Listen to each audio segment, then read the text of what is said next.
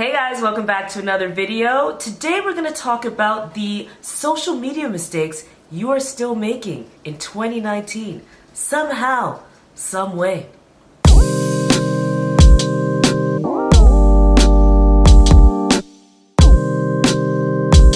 Okay, so our hope is that you're not making these mistakes still. And we actually made a blog post about this back in 2016, and we were shocked to see that some of the things were still happening. So we were like, let's just update this and make sure that our friendly subscribers are not making these mistakes. Speaking of our friendly subscribers, if you are new to the channel, welcome. Thank you for watching. Hit the subscribe button and become a subscriber. And also, we're going to keep saying this, I like this idea that if you are new as well, hit us in the comments. Let us know who you are and what you do for a living. All right, cool. Let's get it rolling. First mistake, you don't have a social media strategy. I would say most serious businesses probably don't, unless they're outsourced or they've got a specific social media, like an agency, or they have a employee that does it. But it doesn't excuse the fact that even if you are running it like a sole proprietor, running your business, you still can have a proper social media plan. You need to have the plan. So as we say, I don't know where the quote's from, but fail to plan, plan to fail. This is exactly what you see in social media. How are you going to be able to track your success and know what's working if you don't have a strategy that you're actually checking? And how will you remain consistent? And consistency is another big thing. So when you don't have a strategy in place, you're just posting willy-nilly when you feel like it, or just when you finally can take a picture of something, or when you finally think of something to say. And that's not what's going to help your social media grow, and that's not what's going to have it be a valuable resource for your customers, for your potential customers, and just for anyone who wants to check out and see what you do. So we're very big on creating a social media strategy that you can monitor, track success, tweak, and find out what's working, what's not working, and what will also keep you consistent.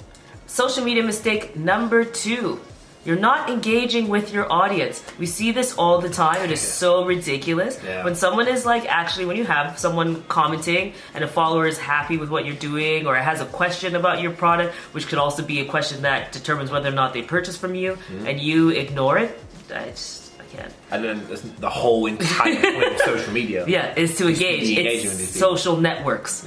So that involves networking. So you're supposed to be talking to people, and this goes for brands. This also goes for influencers as well. That's how you're going to really build that engaged community that you're going to be able to monetize if you're an influencer, or monetize if you're a brand and trying to sell products to someone. So we cannot emphasize enough that you need to engage. And being responsive is one thing as well. That's super important, but you also have to be proactive as well. So if you're looking to build a community, you need to go out there, you need to cruise hashtags if that's what it looks like, look at what your competitors' followers look like, and comment just meaningful things. Or answering questions that they're ignoring. Exactly. Which is key. Which is very, very key. So engagement is huge. That is the whole point, and you're really going to see that these social networks are really pushing to have engagement because they're really trying to capture community and dominate in that community sense. So it's like, if people have a complaint, address it. If people tag you in a post, talk to them. Share it to your stories if it's on Instagram or something. When you get praise, share it. For sure, share. We're very big on, if people are, for our clients, if we have people saying they love where they are, love where they're staying, or love the food they're eating, etc., we'll always reshare that. It's just like social confirmation or social proof as well. Very, very true. Social media mistake number 3. You're a narcissist and you only post about yourself. This is an interesting one. I think we write the blog to talk to brands predominantly and companies. So if the brand is just talking about themselves and not really talking about things that sort of the community can relate to, that's the problem. If you're an artist, if the brand that you are pushing is yourself, it's a little bit different. But it's still always good to not just, no one wants to be around the person who's just yapping about themselves all the time. And even if you're a public figure, for example, that's where I think questions come in so handy for that. So what I love is, if you are, say, an influencer or public figure, or you were an artist or something like that, so you find that, oh, well, it is supposed to be about me, I'm the main focus, you can still engage your audience by asking them questions. So if you're saying I went to this restaurant in Montreal and it was fantastic, what's your favorite restaurant to go to in Montreal? Then you loop in the conversation. And what's worse is when you're a brand and you're actually just selling and selling and selling, so it's just pictures and content about your products over and over and over again. That no one likes a narcissist. No one wants to be around somebody who's talking about yourself. Our rule is that your content should be 80% educational or entertaining, and 20% should be promotional. That's it. And that's what you're going to get through content creation. So when you're creating content and doing content marketing, that helps you take out the whole I'm a salesman side of things, and actually just kind of showcase like how your product fits into a lifestyle. And that's what resonates with the audience more. Not so much, hey, here's my product. It's just like, here's how the product works for you. And that's what takes you out of the narcissist category. Facts. Number 4, and this is a huge pet peeve of ours, you're still using poor quality images. How? Sweet. Funnily enough, we released a video and a blog post about what we use to create content. That link is in the description, so please check that out if this is you. It's just not possible now. I don't understand. Yeah. Everyone has a decent smartphone in their pocket. We see so many brands and so many, like you said, public figures or just people online posting horrendous quality photos. Not everyone's a photographer, so maybe not everything's wonderfully framed with bokeh or whatever, but like, come on, man. There's got to be like people don't have the bandwidth or the time to focus on low quality. There's too much good stuff out there. Product, You have to make yourself stand out, and if you're just consistently putting out low quality things, then people are going to perceive you and your brand to be low quality. Exactly, it's a complete reflection of your brand. It's like psychology. Yeah. So you have to put out high quality stuff, and you've probably got a phone in your pocket that does decent. If it doesn't, then invest in a cheap second-hand camera, DSLR camera. Look at some basic YouTube tutorials to learn how to frame photos and maybe some basic editing apps. Yeah. And it's not that difficult to put out decent quality stuff. I'm not even talking super high, just not low. Yeah. So that's a big pet peeve of ours. That's a huge one. I understand. There's too much competition to be mediocre. Not in 2019. Afford it. You can't afford it. Number 5, you're not using hashtags. How are you complaining that nobody's following you, nobody's engaging with you, you're not reaching a new audience when you're not even doing the work to get discovered? And it's the basic, like foundational work. Yeah.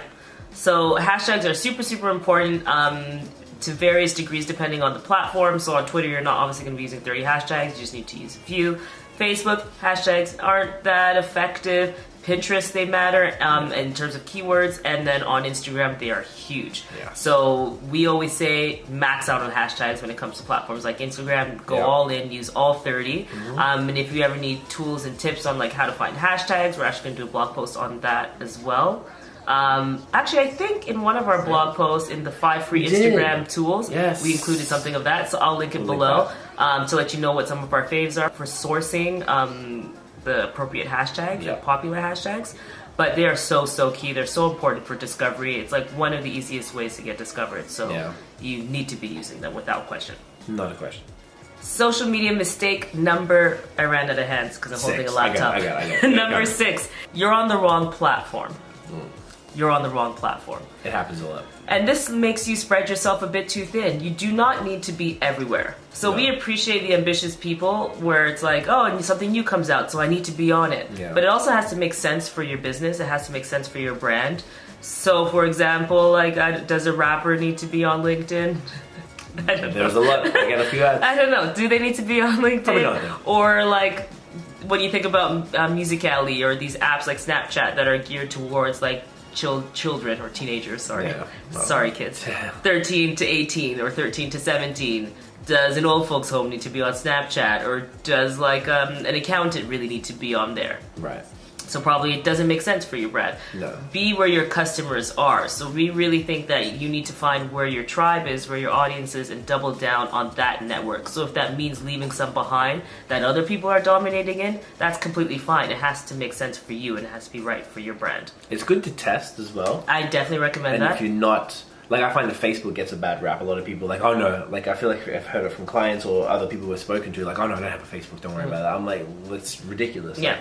I think everyone should be on Facebook. Yeah. The big 3, Facebook, Twitter, and Instagram, I think it's important to have a presence there no matter what, without exception. But if you're, for example, not selling B2B, do you really need to be on like advertising on LinkedIn? Yeah. Or do you really need to be putting a serious strategy that ends up hurting your other platforms that are more valuable because you just feel you should be everywhere? And then you're wasting your time. Instead of investing time to maybe create better content for Instagram, you're going and posting on LinkedIn for something that isn't going to attract any business. Exactly. It's just a waste of energy. And remember that content should be tailored for each platform. So when you look at what we're doing here, we're creating YouTube videos. We're also creating blogs for our website that we're more likely to share to Twitter, This video gets shared on YouTube. We're going to take pictures that get shared on Instagram. We're creating everything to make sense for what it's on. The video is embedded in the blog post, and the blog post gets shared on Facebook because Facebook inherently squashes YouTube link reach because they want to push their native video.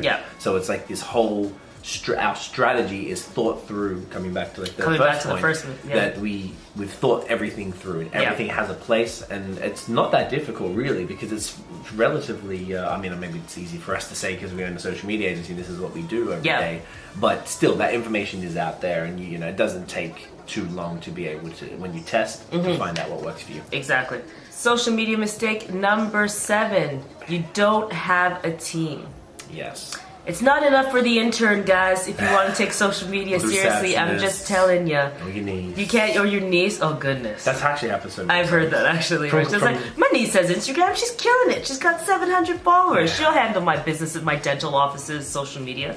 No, you need an expert. You need somebody who understands. Either you be that expert, if you were that aspiring expert, or somebody aspiring to take on this task, and you're gonna go all in and you're gonna watch experts speak about it, I commend that, and I think that's very cool. But if you're gonna just put half an effort into it, whatever you put in, you're gonna get out. Exactly. So you either need to go all in on this and use this as a key marketing platform to help you grow your business, your brand, or just... No, there's no other alternative. there's nothing. Go all in, because it's valuable. These are free networks, and you will regret it if you don't go all in. So invest. Just like with any good thing, you have to invest. Yeah, and social media is not going anywhere. It's super important. It's only getting more important as time goes on. And particularly in 2019, it's, you know, you can't afford to be slipping. Everyone's here now. There's really no brands that aren't there. Your competition's everywhere, and everyone's fighting for attention. That's the currency, is attention. So you have to do what you can to get that attention. So make sure your team is straight, even if it's you. If you're the sole proprietor, like, it's better to have a team. Maybe you have if you're not a photographer, well, then hire one, or collaborate with one, figure it out. Or if, you know, maybe you want to do the posting and then and outsource the other jobs, or whatever it might be. Whatever works for you, for your budget, for your situation, figure it out so that it's seamless and that it's consistent, and then you don't hit all these other terrible mistakes that we talked about. Exactly. All right, last up, social media mistake number 8. Really though, really, to even be talking about this still is so incredible to me. Break it down for them. You're paying for fake followers and likes. Oh my goodness, I still can't believe this is I think people don't know that there's tools where you can just check. Yeah, so people know. Like, we know. We know, we check all the time. It's actually our duty to our clients, particularly clients that are going to be working with influencers, or they look at competitors and they're like, why are they doing so well? Then there's certain tools, and we are able to go in and check, and you can see the spikes. Like, you can't go and get 10,000 likes in a day or followers in a day. You're like, okay, well, something's going on there. And then you look at who they are, and it's not hard to figure it out. Yeah, you scroll through and you can see when all of a sudden it's like you're in Canada or the United States and there's a bunch of Russians following you, or someone from India or something. It doesn't make sense. There's typical countries that have the bots. They're not valuable. They make no sense. Not only do they make no sense because they're fake people you can't sell to or you can't do anything with, they also hurt your engagement. So when looking at the ratio of engagement to your followers, if Instagram notices that, you have 100,000 followers, but immediately people are liking it when you post, they're going to deem this as not valuable content, which means you're likely not going to be even served to people who are real. So it really hurts you algorithm-wise. It doesn't make sense from so many standpoints. And then people buy engagement. And then you buy the likes.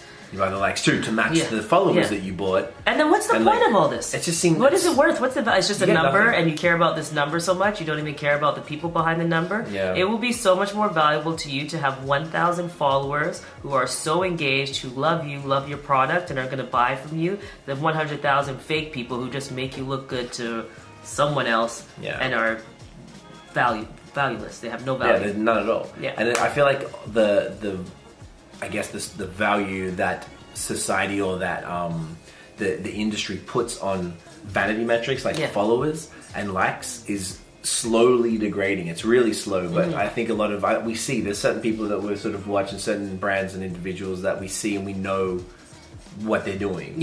But we see them unfortunately continuing to get brand deals and continuing to win, and it's extremely frustrating to us because these brands should know better, or their agencies should know better. This is this is what they do for a living. Like, if you can't do this is like base level stuff here. Like, if you can't figure that out, you shouldn't be in this business.